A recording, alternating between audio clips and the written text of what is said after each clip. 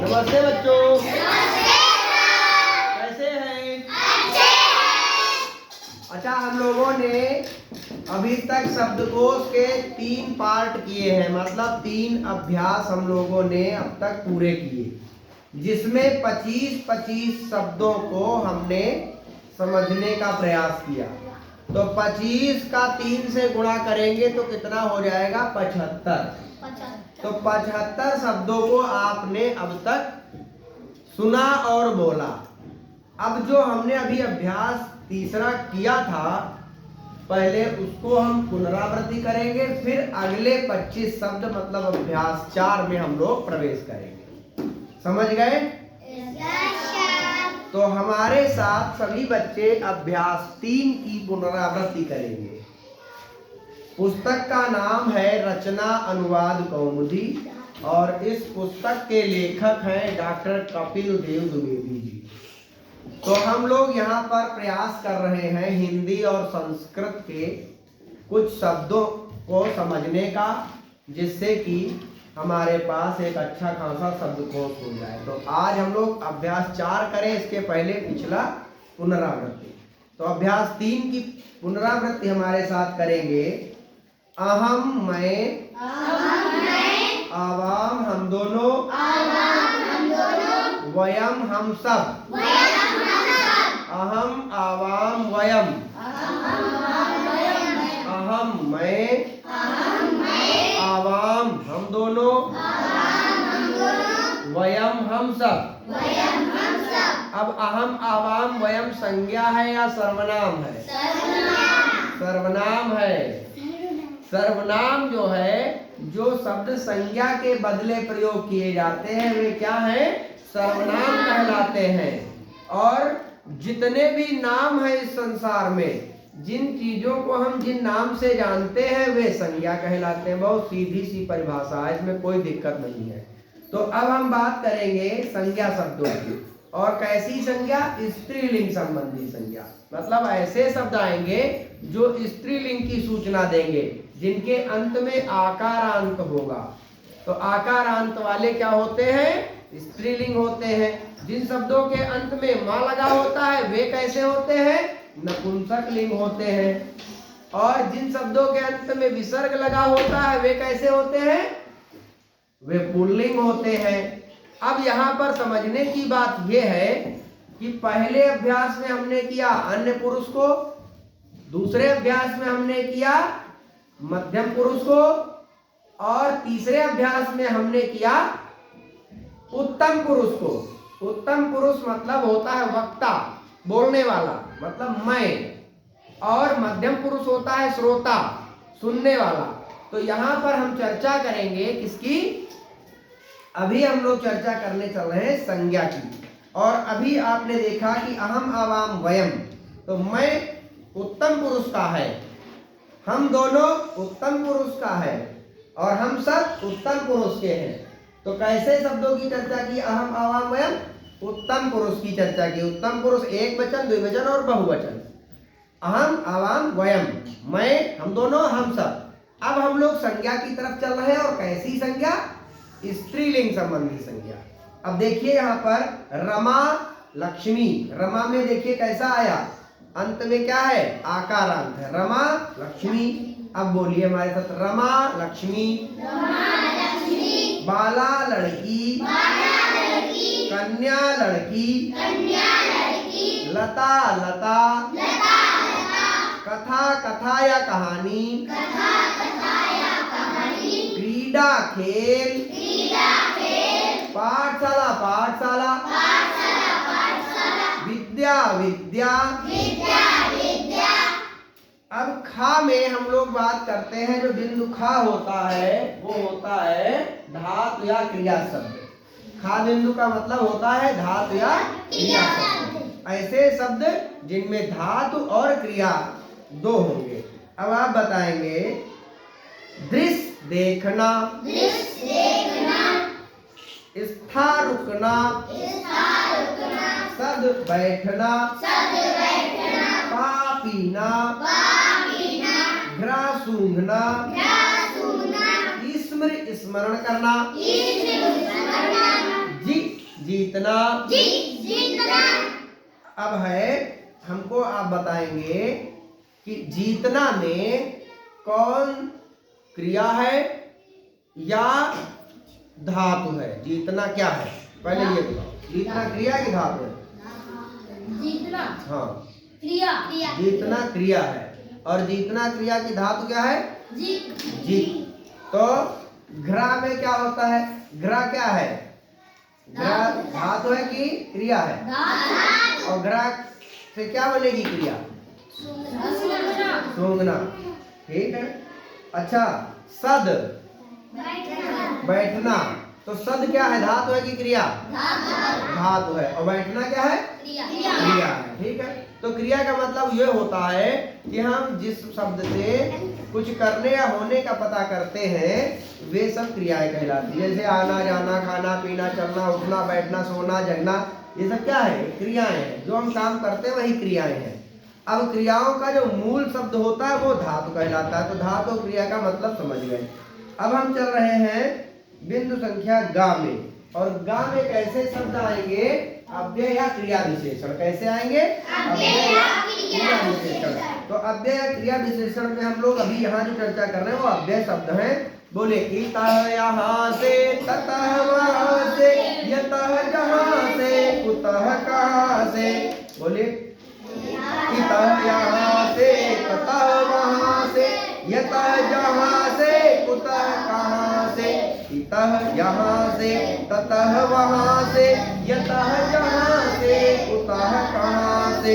किम क्या, किम क्या, किम क्या, कथम क्यों या कैसे, कथम क्यों या कैसे, कथम क्यों या कैसे, कथम क्यों या कैसे। न नहीं, न नहीं, न नहीं, न नहीं। अब एक साथ पूरा बोल लेंगे, उसके बाद हम लोग अभ्यास 4 में कर रहे हैं। अहम मैं आवाम हम दोनों, वयम हम सब, रमा लक्ष्मी बाला लड़की कन्या लड़की, लता लता कथा कथाया कहानी, क्रीडा खेल, पाठशाला पाठशाला, विद्या विद्या, दृश्य देखना, निष्ठा रुकना, पद बैठना, पीना, ग्रह सोना, स्मरण करना, जीतना। इतः यहाँ से, ततः वहाँ से, यतः जहाँ से, कुतः कहाँ से। किम क्या, कथम क्यों या कैसे, न नहीं, न नहीं। अब हम लोग अभ्यास 4 की तरफ चल रहे हैं, ध्यान देंगे। देखिए यहाँ शुरुआत हुई है इससे शब्दकोश। देखिए शब्दकोश का हम लोग निर्माण अपने मन मस्तिष्क में कर रहे हैं। और शब्दकोश में आज अभ्यास 4 है, अभ्यास संख्या 4 है।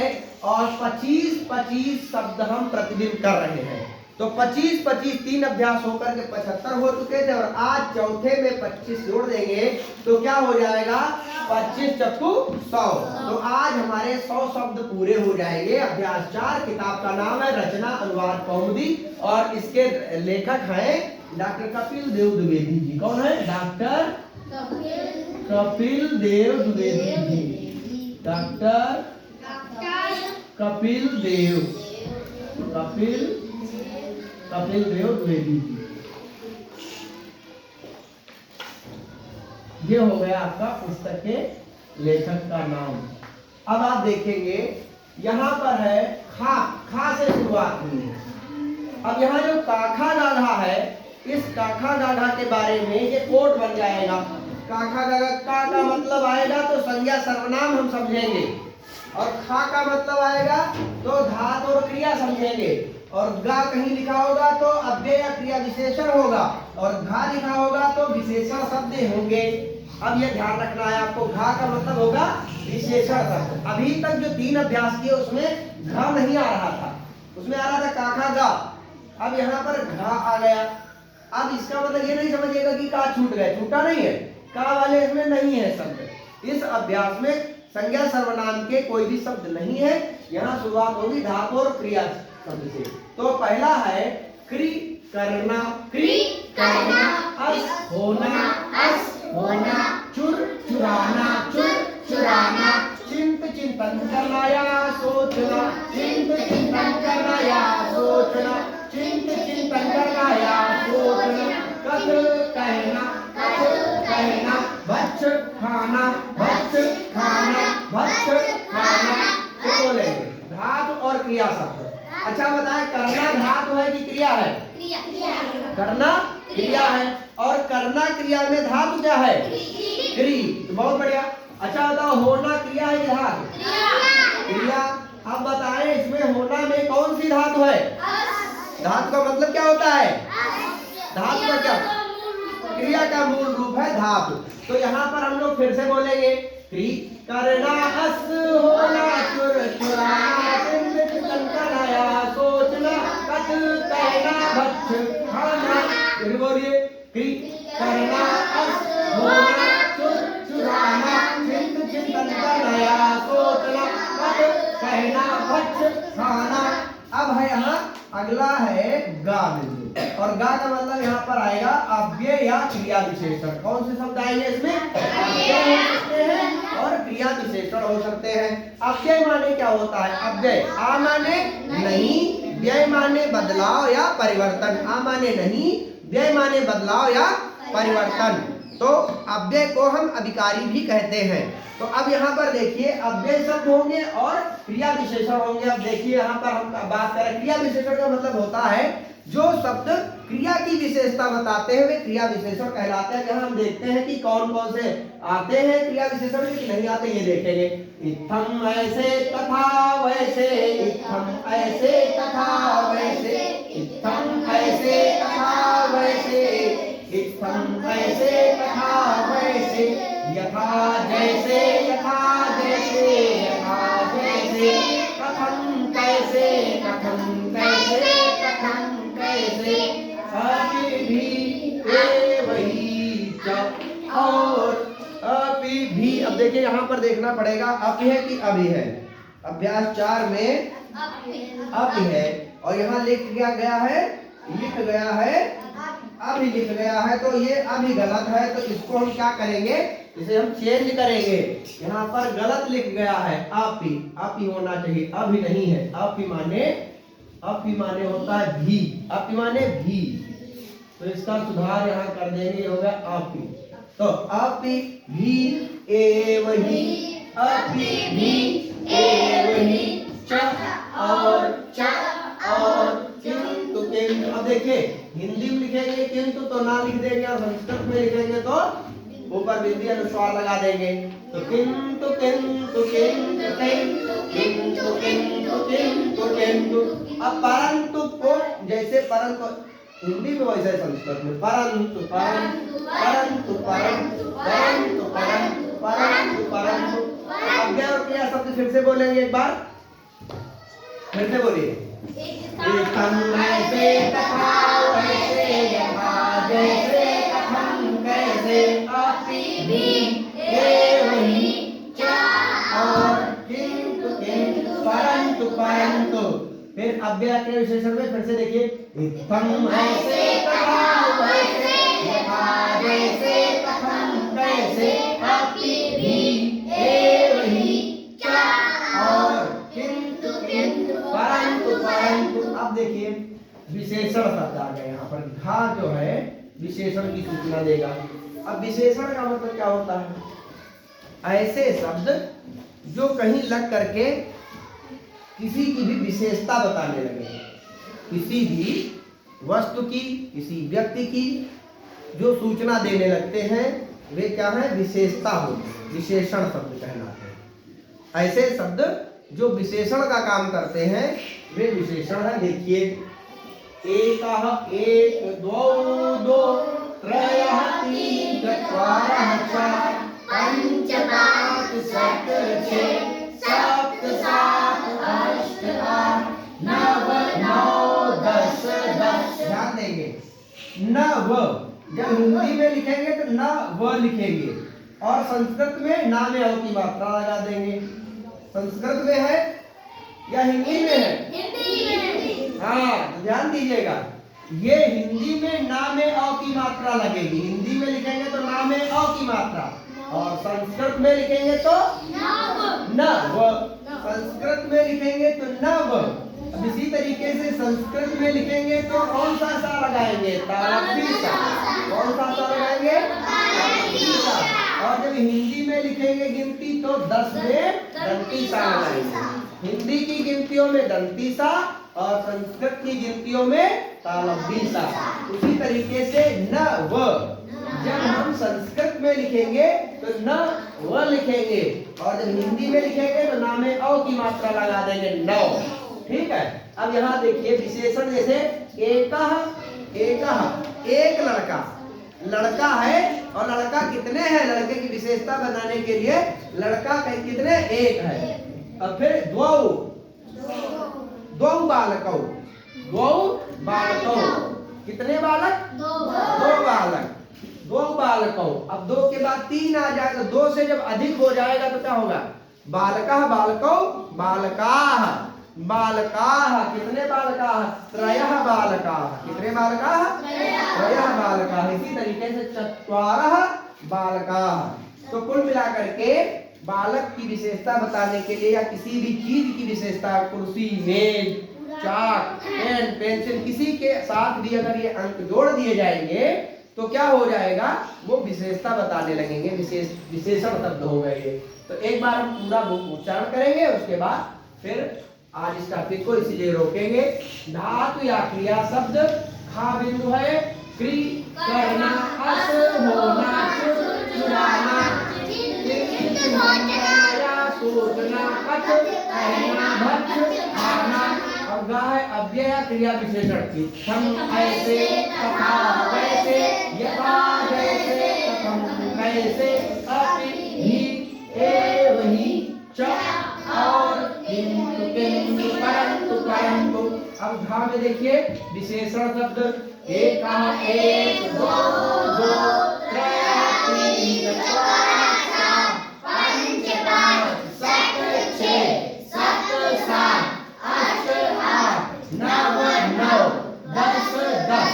एक, एक, दो, दो, त्रय, तीन, चार, पांच, पांच, सात, छह, सात, सात, आठ, आठ, नव, नौ, 10, 10। एक, एक, दो, दो, त्रय, तीन, चार, पांच, पांच, सात, छह, सात, सात, आठ, आठ, नव, नौ, 10, 10।